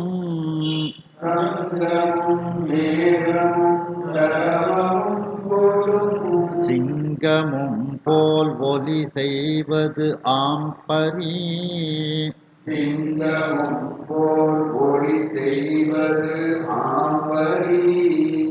அடுத்து பரி என்கின்ற இலக்கணத்தை உடைய குதிரை ஜாதி. அந்த குதிரை ஜாதிக்கு பெயர் பரி என்று பெயர். அந்த பரி என்பது எப்படி இருக்கும் அப்படின்னு சொல்றாப்புல. இந்த குதிரைக்கு பக்கத்துல போனாலே குங்குமப்பூ எப்படி வாசனை தருமோ அதுபோல வாசனையை தரும். கற்பூரம் எப்படிப்பட்ட வாசனையை தருமோ அது போன்ற ஒரு வாசனையை தரும். அடுத்து கொழுந்தின் காரகில் பங்கம், கொழுமையான வலிமையான அந்த கரிய அகில் குழம்பு, அந்த அகில் குழம்பு எப்படிப்பட்ட ஒரு வாசனையை தருமோ அந்த ஒரு வாசனையை தரும். அகில் கோயிலில் தூபத்துக்கும் பயன்படுத்துவாங்க. அகில் கட்டைகள் எல்லாம் அந்த சாம்பிராணி மாதிரி அந்த அகில் தூபம் அப்படிங்கிறதும் சுவாமிக்கு இது பண்ணுவாங்க. அப்படிப்பட்ட கொழுமையான வலிமையான கரிய நிறத்தை உடைய அகில் மரத்திலிருந்து வரக்கூடிய அந்த குழம்பு, பங்கம்னா குழம்புன்னு அர்த்தம். அந்த அகில் குழம்பு என்ன வாசனை தருமோ அந்த ஒரு வாசனையை இந்த குதிரைக்கு பக்கத்தில் சென்றால் நமக்கு கிடைக்கும். இதுல ஏதாவது ஒரு வாசனை இருக்கும் இந்த குதிரைக்கு பக்கத்துல போனா. என்ன மான்மதம், மான்மதம்னா கஸ்தூரி மான்னு சொல்றோம் பார்த்தீங்களா? அந்த மான்னா கஸ்தூரி மான், மான்மதம் அப்படின்னா கஸ்தூரி. அந்த மானினிடத்திலிருந்து கிடைக்கக்கூடிய அந்த கஸ்தூரி என்கின்ற வாசனை பொருள் என கமழும் பாலதாய். இப்படியெல்லாம் இவற்றுள் ஏதேனும் ஒன்றின் வாசனை உடையதாக இந்த பரி என்கின்ற குதிரை ஜாதி இருக்கும். அடுத்து சங்கம். இந்த குதிரை எப்படிப்பட்ட ஒலிகளை எல்லாம் எழுப்பும்? பரி என்பது சங்குநாதம் எப்படி ஒலிக்குமோ அது போன்ற ஒலியை எழுப்பும். மேகம் எப்படி இடி இடிக்குமோ அது போன்ற ஒலியை எழுப்பும். சரபப்பறவை எப்படி ஒலி எழுப்புமோ அது போன்று ஒலியை எழுப்பும். கொடும் சிங்கம், கொடுமையான சிங்கம் எப்படி கர்ஜிக்குமோ அது போன்ற ஒலிகளை இந்த குதிரை செய்யும். இப்படிப்பட்ட ஒரு தகுதிகளை உடைய அந்த குதிரை ஜாதிக்கு பரி என்று பெயர் அப்படின்ட்டு இந்த பரிங்கிற ஜாதியை பற்றி சொல்றாரு. இதுக்கு பக்கத்துல போனா குங்குமப்பூ, கற்பூரம், அகில் குழம்பு, கஸ்தூரிமான், கஸ்தூரி, அந்த இதனுடைய வாசனைகள்ல ஏதாவது ஒரு வாசனை இந்த குதிரைக்கு பக்கத்துல போனா இருக்கும் அப்படின்ட்டு இந்த குதிரையை பற்றி கூறுகின்றார். 4 கால்களும் கடைந்து எடுத்து நாட்டினால் 4 கால்களும் கடைந்து எடுத்து நாட்டினால் போல்வதாய் கொட்புறும் போது சுற்று தீ, போல்வதாய் கொட்புறும் போது சுற்று தீ, போலை ஒப்பாகி மேற்கொண்ட சேவகல், போலை ஒப்பாகி மேற்கொண்ட சேவகன், காலினுள் அடங்குவது ஆகும் கந்துகம், காலினுள் அடங்குவதாகும் கந்துகம். அடுத்து கந்துகம் அப்படிங்கிற ஒரு ஜாதி குதிரை. இந்த ஜாதி குதிரை எப்படி இருக்கும் அப்படின்னுட்டு சொல்றாப்புல. இந்த குதிரையினுடைய 4 கால்களும் ஒரு கடைந்து எடுத்த கம்பு எப்படி இருக்குமோ 4 கம்புகளை கடைந்து எடுத்து நட்டு வச்சா எப்படி இருக்குமோ அது போல உறுதி உடையதாக 4 கால்களும் இருக்கும். அந்த குதிரையினுடைய காலை பார்த்தாலே ஏதோ ஒரு மரத்தை கடைஞ்சி ஒரு கம்பை நட்டி வச்ச மாதிரி இருக்குமா. அவ்வளவு ஒரு வலுவழுப்பாக அந்த 4 கால்களும் இருக்கும். கடைந்து எடுத்து நாட்டினால் போல்வதாய் 4 காலும் இப்படி இருக்குமா. பொற்புறும் போது சுற்று தீக்கோலை ஒப்பாகி, அப்படியே சுற்றி வரக்கூடிய நேரத்தில் இந்த ஒரு கொள்ளிவட்டம் எப்படி சுற்றி வருமோ, கொள்ளிக்கட்டையை வச்சு அப்படி சுற்றி வருவது போல இது சுற்றி சுற்றி வரும்போது ஒரு கொள்ளிக்கட்டை சுற்றின மாதிரி ஒரு அழகாக இருக்குமா. என்ன எது இந்த குதிரை ஒரு சுற்றும் போது 4 கால்களும் அப்படியே சுற்றும். அந்த 4 கால்களும் எப்படி இருக்குமா, கொள்ளிக்கட்டையை பிடிச்ச மாதிரி இருக்குமா.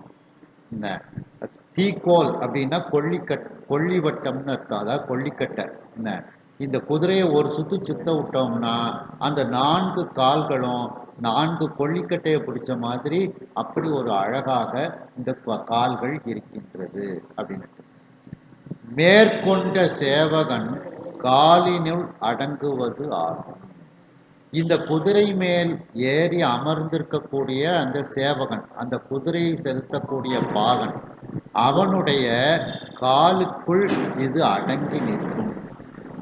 அப்படின்னா என்ன அர்த்தம், அந்த காலுனாலேயே இவங்க சில சிக்னல்லாம் கொடுப்பாங்க இந்த குதிரைக்கு.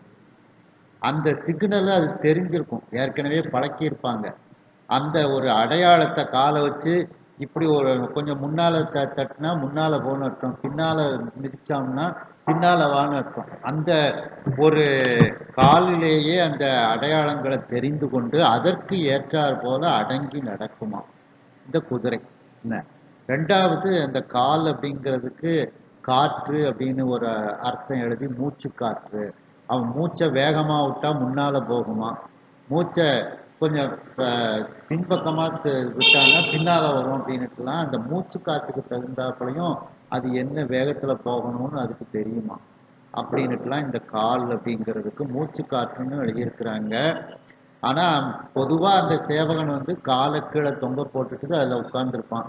அந்த காலை முன்னால் உதைச்சோம்னா முன்னால் போன அர்த்தம், பின்னால் உதைச்சோம்னா பின்னால் வான்னு அர்த்தம், வேகமாக உதைச்சான்னா இன்னும் வேகமாக போன அர்த்தம். அந்த சேவகனினுடைய அந்த குதிரை பாகனினுடைய காலில் இருந்து வரக்கூடிய அந்த அடையாளங்களை கொண்டு அதற்கு ஏற்றாற் போல நடந்து செல்லக்கூடிய அடக்கமான குதிரையாக இந்த குதிரை இருக்குமா. அந்த சேவகனுக்கு அடங்கி இருக்கக்கூடிய குதிரையாக இது இருக்கும். இந்த குதிரைக்கு பெயர் கந்துகம் அப்படின்ட்டு இதற்கு பெயர் அப்படின்ட்டு இந்த ஒரு ஜாதி குதிரையை பற்றி கூறுகின்றார். பாண்டிய மன்னனிடத்தில் குதிரை சேவகனாக வந்த சொக்கநாத பெருமான் பலவிதமான ஜாதி குதிரைகளினுடைய இலக்கணத்தை கூறுகின்றார். அதில் ஒன்று பரி என்ற ஜாதி குதிரை. இந்த குதிரைக்கு பக்கத்தில் சென்றால் குங்குமப்பூ வாசம் கிடைக்கும், அல்லது கற்பூரத்தினுடைய வாசனை கிடைக்கும், அல்லது கொழுமையான வலிமையான கருமையான அகில் குழம்பினுடைய வாசனை இதற்கு பக்கத்தில் சென்றால் கிடைக்கும். மேலும் அந்த மான்மதம் என்று சொல்லக்கூடிய கஸ்தூரியினுடைய வாசனை இந்த குதிரைக்கு பக்கத்தில் சென்றால் கிடைக்கும். மேற்கூறிய ஏதாவது ஒரு வாசனை இந்த குதிரையின் மீது இருக்கும். மேலும் இந்த குதிரை எப்படிப்பட்ட ஒலிகளை எல்லாம் எழுப்பும் என்றால், சங்குநாதம் போல் ஒலிக்கும், மேகத்தினுடைய அந்த இடி இடிப்பது போல் இது ஒலிக்கும், சரப பறவையினுடைய ஓசையை போல் இது ஒலி செய்யும். மேலும் கொடுமையான சிங்கத்தை போன்று இந்த குதிரை கனைக்கும். இப்படிப்பட்ட ஒரு தகுதிகளை உடைய அந்த இலக்கணத்தை உடைய அந்த குதிரைக்கு பரி என்று பெயர். பரி என்ற ஜாதி குதிரை இவ்வாறு இருக்கும். அடுத்து கந்துகம் என்ற ஒரு ஜாதி குதிரை. இது எப்படி இருக்கும் என்றால், 4 கால்களும் 4 மரக்கட்டைகளை கடைந்து எடுத்து நட்டு வைத்தால் எப்படி இருக்குமோ அதுபோல வலிமையான உறுதியான வளைவுகள் இல்லாத நேரான ஒரு கால்களை உடையதாக இந்த குதிரைகள் இருக்கும். வலிமையான கால்களை உடையதாக இந்த குதிரைகள் இருக்கும். மேலும் இந்த குதிரைகளை நாம் சுற்றி வருமாறு விட்டோம் என்றால், பொற்புறுதல் அப்படின்னா சுற்றி வரும்போதுன்னு அர்த்தம். இந்த குதிரைகளை 4 சுற்றுக்கள் சுற்ற விட்டோம் என்றால் இதனுடைய கால்கள் 4 கொல்லிக்கட்டைகள் சுற்றி வருவதைப் போல ஒளிப்பிழம்பாக இந்த குதிரைகள் இருக்கும். அப்போ இந்த கால்கள் பளபளப்பாக அந்த மரத்தை எப்படி நல்ல செதுக்கி பளபளப்பாக வைத்திருப்பார்களோ அதுபோல இதனுடைய கால்கள் பளபளப்பாக இருப்பதனால் இது சுற்றி வரும்போது 4 கொல்லிக்கட்டைகளை தீக்கோலை பிடித்தது போல இந்த கால்கள் இருக்கும்.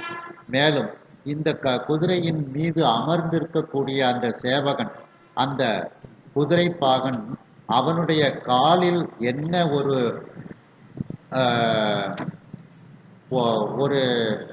தகவல்களை கால் மூலமாக பரிமாறுகின்றானோ அந்த தகவல்களை ஏற்றுக்கொண்டு அதற்கு தகுந்தாற் போல இந்த குதிரை அடங்கி நடக்கும். அதாவது அந்த சேவகன் இந்த காலை முன்பக்கமாக மிதித்தால் முன்னால் செல் என்று பொருளாக இருக்கும், காலை பின்னால் மிதித்தால் பின்பக்கமாக செல் என்று பொருளாக இருக்கும். இப்படி அந்த காலை வேகமாக மிதித்தால் இன்னும் வேகமாக செல் என்று பொருள் அடங்கியதாக இருக்கும். இப்படிப்பட்ட இவைகளையெல்லாம் அந்த குதிரைக்கு கற்றுக் கொடுத்திருப்பார்கள். அந்த சேவகன் காலினால் செய்யக்கூடிய அந்த அடையாளங்களை கொண்டு அதற்கு ஏற்றாற்போல் அடங்கி நடக்கக்கூடிய ஒரு தன்மை உடையதாக இந்த குதிரை இருக்கும். இப்படிப்பட்ட ஒரு குதிரைக்கு பெயர் கந்துகம் என்று பெயர். அரணமும் துருக்கமும் ஆறும் தாண்டிடும், அரணமும் துருக்கமும் ஆறும் தாண்டிடும், முரணினவாகியும் முற்று இலக்கண, முரணினவாகியும் முற்று இலக்கண. அதுல புரணம் 3 சுழினா இடையில வரணும். புரணம் எல்லாம் நீரை புரவி போந்தன, புரணம் எல்லாம் நீரை புரவி போந்தன. இரண வேலாய் வயது 8 சென்றவாள், இரண வேலாய் வயது 8 சென்றவாள். மேலும் இந்த குதிரைகள் எப்படிப்பட்டது அப்படின்னுட்டு கூறுகின்றார். அரணமும், இந்த குதிரைகள் மதில் சுவர்களை தாண்டி ஓடக்கூடிய தன்மை உடையது, மதில் சுவர்களை தாண்டக்கூடிய தன்மையை உடையது. துருக்கமும், அரணமும் தாண்டிடும், துருக்கமும் தாண்டிடும். துருக்கம்னா மலை மேல் உள்ள கோட்டை. துர்க்கம், சங்கரி துர்க்கம் அப்படின்னுட்டுலாம் பேரு. சங்ககிரிக்கு சங்கரி துர்க்கம் தான் பேர். அது ஒரு சின்ன ஒரு மலை, அந்த மலை மேல ஒரு கோட்டை இருக்கு. அப்போ துருக்கம் அப்படின்னா மலை மேல் உள்ள கோட்டை. அந்த மலை மீது இருக்கக்கூடிய கோட்டைகளையும் தாண்டி செல்லக்கூடிய, வேகமாக தாண்டி செல்லக்கூடிய ஒரு ஆற்றல் உடையது இந்த குதிரை. ஆத்துக்குள்ள வேகமா நீந்தி அடிச்சு ஆத்தையும் தாண்டி செல்லக்கூடிய ஆற்றல் உடையது இந்த குதிரை. தாண்டிடும் முரணினவாகி, முரண் அப்படின்னா வலிமை. இப்படிப்பட்ட வலிமை உடையதாக இந்த குதிரைகள் இருக்கின்றது. மதில் சுவர், மலை மேல் உள்ள கோட்டை, ஆறுகள், இவற்றை வேகமாக தாண்டி செல்லக்கூடிய வலிமை உடையதாக இந்த குதிரைகள் இருக்கின்றது. இம்முற்று இலக்கண புரணம் எல்லாம் நிறை புரவி, இவ்வாறு முழுமையான இலக்கணங்களை உடைய குதிரை இலக்கணங்களை உடையதாகவும் ஒளி பொருந்தியதாகவும், புரணம் அப்படின்னா ஒளின்னு அர்த்தம், ஒளி பொருந்தியதாகவும், புரணம் எல்லாம் நிறை, ஒளி பொருந்தியதாக இந்த புரவிகள், இந்த குதிரைகள் எல்லாம் இப்பொழுது அரசன் முன்னிலையில் வந்து கொண்டு இருக்கின்றன. போந்தன அப்படின்னா வந்து கொண்டு இருக்கின்றது. இரண வேலாய் வயது 8 சென்றவாய். இது இந்த புரவி அப்படிங்கிற ஜாதி குதிரைக்கு உரிய ஒரு இலக்கணம். அந்த புறவிங்கிற ஜாதி குதிரை இந்த மதில் சுவர், மலை மேலுள்ள கோட்டை, ஆறுகளை எல்லாம் தாண்டி செல்லக்கூடிய வலிமை உடையது. எல்லா இலக்கணம், குதிரைக்குரிய எல்லா இலக்கணத்தையும் முழுமையாக கொண்டது, ஒளி பொருந்தியதாக இருக்கக்கூடியது. அப்படிப்பட்ட ஜாதி குதிரைக்கு பெயர் புறவி என்று பெயர். இந்த குதிரைகளும் இங்கே வந்திருக்கின்றது. போந்தன வந்திருக்கின்றது, இதோ செல்கின்றன அப்படின்னு காண்பிக்கின்றார். இரணவேலாய் வயது 8 சென்றவாள். ரணம் அப்படின்னா புண்ணுன்னு அர்த்தம். ரணம் அப்படின்னு ரணமாயிட்டு அப்படின்னு சொல்றோம்ல. அப்போ இரணம் அப்படின்னா புண். பகைவரை புண்படுத்தக்கூடிய வேற்படையை உடைய பாண்டிய மன்னனே, இந்த குதிரைகளுக்கெல்லாம் 8 வயதாக இருக்கின்றது அப்படின்னுட்டு அந்த குதிரையினுடைய வயதுகளையும் அவர்கள் அந்த சொக்கநாத பெருமான் கூறுகின்றார். ஏன்னா ரொம்ப வயசான குதிரைகளை கொண்டு வந்து 2 வருஷத்துல திரும்ப அது ரொம்ப கிழட்டு தட்டி அது சங்கடப்படுத்தக்கூடாதுங்கிறதுனால குதிரைக்கு ரொம்பலாம் வயசாகலை, 8 வயசு தான் ஆகுது அப்படின்னு சொல்லி அந்த குதிரையினுடைய வயதையும் குறிப்பிட்டு கூறுகின்றார். நான் ரொம்ப இளமையான குதிரைகளைத்தான் கொண்டு வந்திருக்கின்றேன் அப்படின்னுட்டு அதனுடைய வயதை கூறுகின்றார். பகைத்திறம் முறுக்கும் இப்பரிகள் மன்னனே, பகைத்திறம் முறுக்கும் இப்பரிகள் மன்னனே, புகைத்திட தக்க என்று ஓதி வேத நூல், புகைத்திட தக்கவென்று ஓதி வேத நூல், சிகைத்தனி சேவகர் திரும்பி தம்மனோர், சிகைத்தனி சேவகர் திரும்பி தம்மனோர், முகத்தினை நோக்கினார் மொய்த்த வீரரும், முகத்தினை நோக்கினார் மொய்த்த வீரரும். இந்த குதிரைகள் பகைவர்களினுடைய ஆற்றலை கொல்லும், பகைத்திறம் கொல்லும், பகைவர்களை கொல்லும் அப்படின்னு. அப்படிப்பட்ட இப்பரிகள், இந்த குதிரைகள் மன்ன நீ உகைத்திடத்தக்க என்று ஓதி. மன்னனே, இந்த குதிரைகளெல்லாம் நீ செலுத்துவதற்கு தகுந்த குதிரைகள், போருக்கு பயன்படுத்துவதற்கு தகுந்த குதிரைகள், ஏறி செல்வதற்கு உரிய தகுந்த குதிரைகள் அப்படின்னுட்டு அந்த குதிரை வியாபாரியாக வந்த பெருமான் அரசனிடத்தில் ஓதி எடுத்து கூறுகின்றார் என்று ஓதி இவ்வாறு எடுத்து கூறுகின்றார். அதன் பிறகு அந்த சொக்கநாத பெருமான் திரும்பி தன்னுடைய குதிரை வீரர்களை எல்லாம் பார்க்கின்றார்.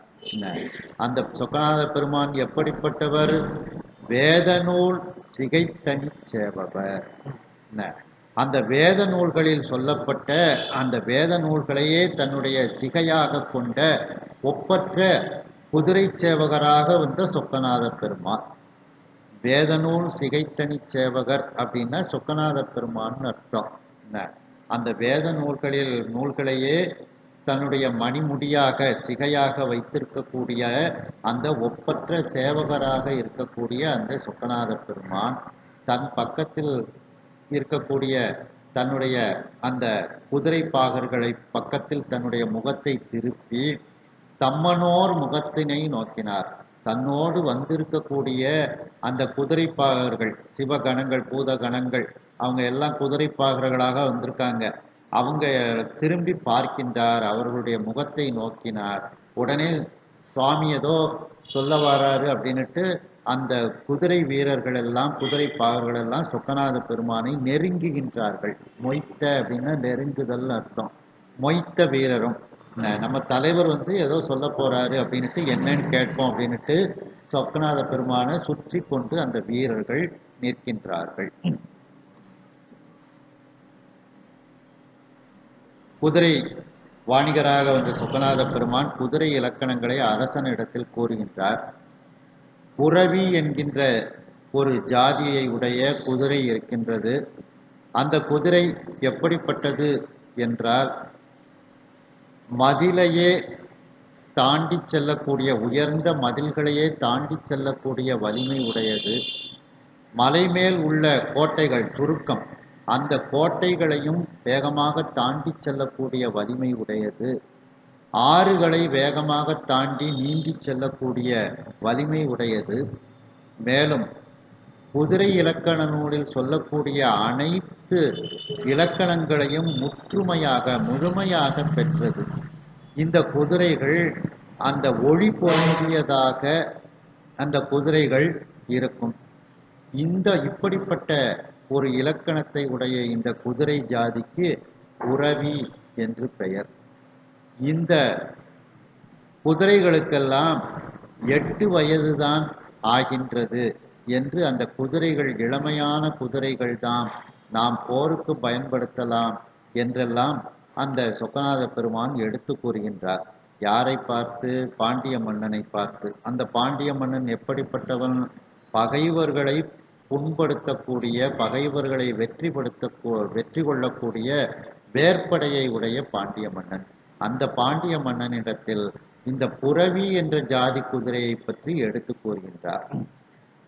இந்த குதிரைகளெல்லாம் பகைவர்களினுடைய ஆற்றலை கொல்லும்.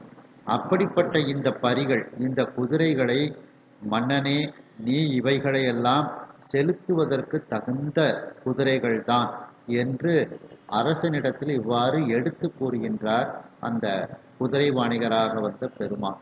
அந்த வேத நூல்களையே தன்னுடைய தலை உச்சியில் வைத்திருக்கக்கூடிய,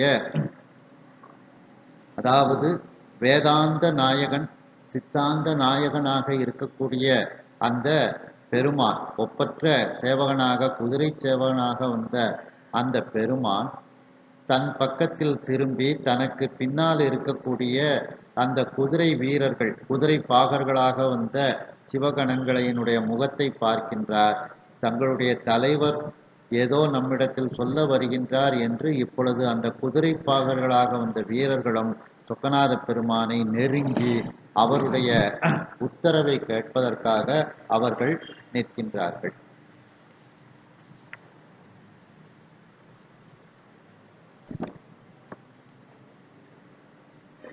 வாம்பரி மறைக்கு எல்லாம் வரம்பு காட்டுவ, வாம்பரி மறைக்கெல்லாம் வரம்பு காட்டுவ,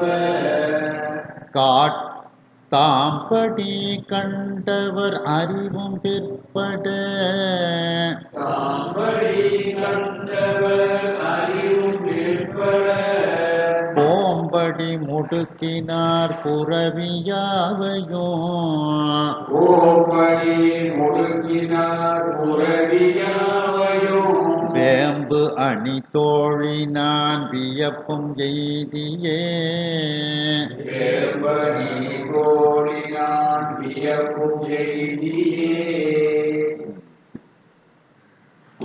வாம்பரி தாவி செல்லக்கூடிய இந்த குதிரை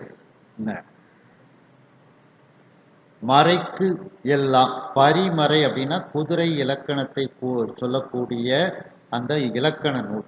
தாவி செல்லக்கூடிய குதிரைனுடைய மறைனா வேதம்னு அர்த்தம். இங்க குதிரை இலக்கணத்தை கூறக்கூடிய நூல் அப்படின்னு அதற்கு பொருள் எடுத்துக்கிடணும்.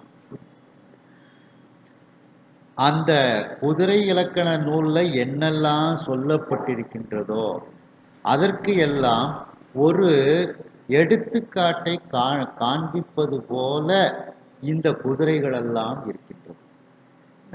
அதுல இந்த மேற்கூறிய ஜாதி குதிரைகள் எல்லாம் பத்தி சொல்றாரு. அந்த ஜாதி குதிரைகள் அத்தனையும் சுவாமி கொண்டு வந்திருக்கிறார். அதான் அந்த குதிரை இலக்கண நூல்ல சொல்லக்கூடிய அந்த வரம்புக்கு கட்டுப்பட்டு இருக்கக்கூடிய அந்த இலக்கணமாக இருக்கக்கூடிய குதிரைகளை எல்லாம் காட்டுவதாம் படி கண்டவர். அதே இலக்கணத்தோடு இந்த பொருந்தி இந்த குதிரைகள் இருக்கின்றது. அதையெல்லாம் பார்த்தவர்கள், அவர்களுடைய அறிவும் பிற்பட, அவர்களுடைய அறிவு இதை ஏற்றுக்கொள்கிறது. ஆமா, அந்த இலக்கண நூல்ல சொன்னபடி இவைகள் இருக்கின்றது, மிகச்சரியாக இருக்கின்றது அப்படின்னுட்டு அந்த அறிவு ஏற்றுக்கொள்கிறது.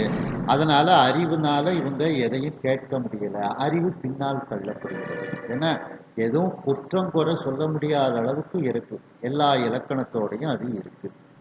அப்ப அறிவால என்ன செய்ய முடியும்? எந்த குற்றத்தையும் கண்டுபிடிக்க முடியாது. அதனால அறிவும் பிற்பட.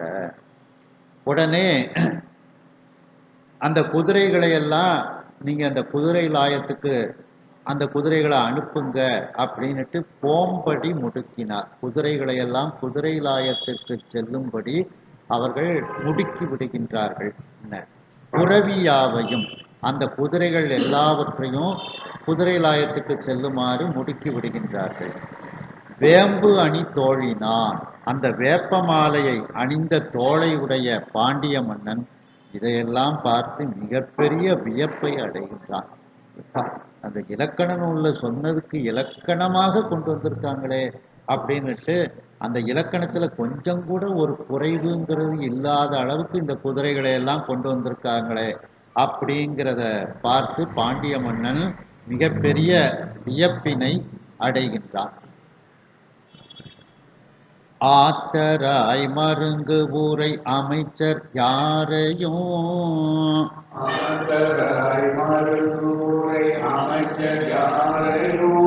பார்த்து அசையா முடி அசைத்து பைப்பய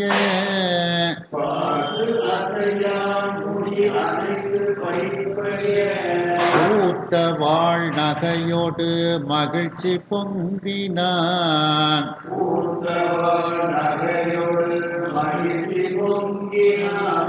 தீர்த்தனும் நடத்தினான் தெய்வமாவினை.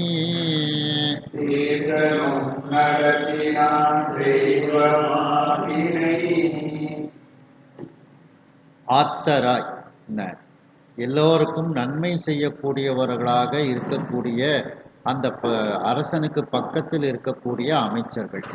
அப்ப அமைச்சர்கள்னா என்ன அர்த்தம்? எல்லாருக்கும் நன்மை செய்யணும்னு அர்த்தம். அதான் அமைச்சருக்குரிய இலக்கணம். ஆத்தர் அப்படின்னா நன்மை செய்யக்கூடியவர். அப்ப எல்லாருக்கும் நன்மை செய்யக்கூடிய அந்த ஒரு தகுதியை உடையவர்களாக அமைச்சர் பெருமக்கள் இருக்கின்றார்கள்.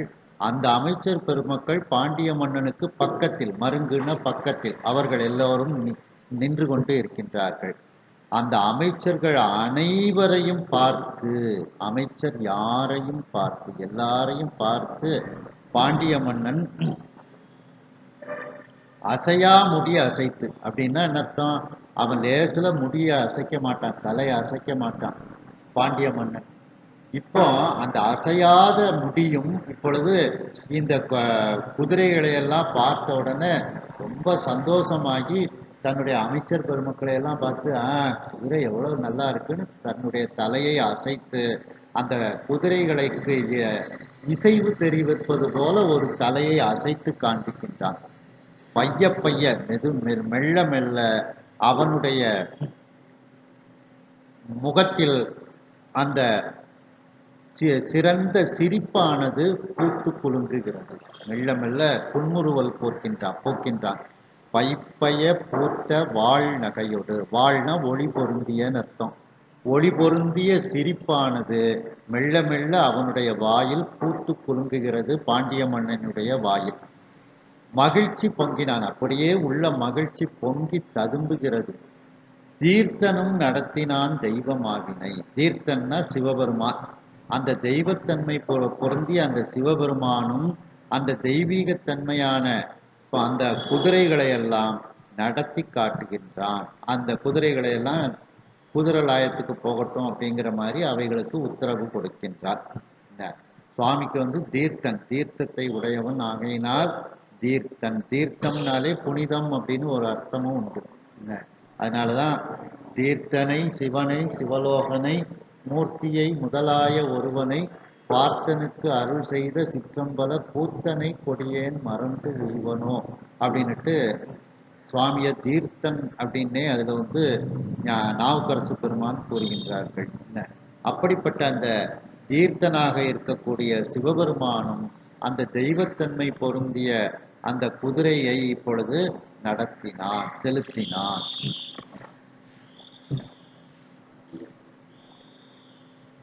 அந்த தாவி செல்லக்கூடிய குதிரைகளினுடைய இலக்கணத்தை கூறக்கூடிய நூலில் சொல்லப்பட்ட அனைத்து இலக்கணங்களுக்கும் ஒரு வரையறை, ஒரு வரம்பினை காட்டுவது போல, ஒரு இலக்கணத்தை காட்டுவது போல, ஒரு எடுத்துக்காட்டை காட்டுவது போல இந்த குதிரைகளெல்லாம் இருக்கின்றது.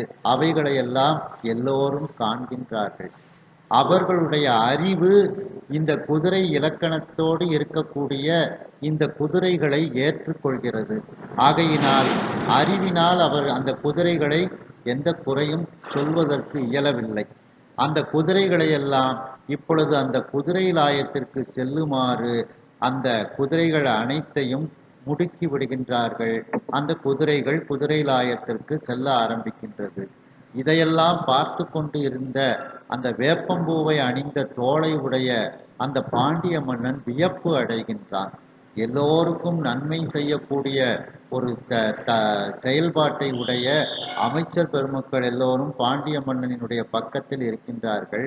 அந்த அமைச்சர் பெருமக்கள் அனைவரையும் பார்த்து தன்னுடைய தலையை அசைக்காத அந்த பாண்டிய மன்னன் இந்த குதிரைகளினுடைய இலக்கணத்தை பார்த்து தன்னுடைய தலையை அசைந்து தன்னுடைய மகிழ்ச்சியை தெரிவிக்கின்றான். மிகச்சிறந்த குதிரையை கொண்டு வந்திருக்கின்றார்கள் என்று தலையசைத்து தன்னுடைய இயல்பை, அந்த குதிரையை ஏற்றுக்கொண்ட இயல்பை தெரிவிக்கின்றார். மேலும் அந்த பாண்டிய மன்னனுக்கு மெல்ல மெல்ல சிரிப்பு வருகிறது. அந்த பொழி பொருந்திய சிரிப்பு அவனுடைய வாயில் பூத்து குலுங்குகிறது. அவனுக்கு இப்பொழுது மகிழ்ச்சியானது பொங்கி வழிகின்றது. அந்த தீர்த்தனாகிய அந்த குதிரை தலைவனாக, குதிரை வாணிகனாக வந்த சிவபெருமானும் தன்னுடைய தெய்வத்தன்மை பொருந்திய குதிரையை இப்பொழுது நடத்தினான் என்று இந்த அளவில் இந்த சிந்தனையை நிறைவு செய்து மீண்டும் அடுத்த சிந்தனையில் இதனை நாம் தொடர்வோம். ஹர நம பார்வதி பதையே. வெற்றிவேல் முருகனுக்கு.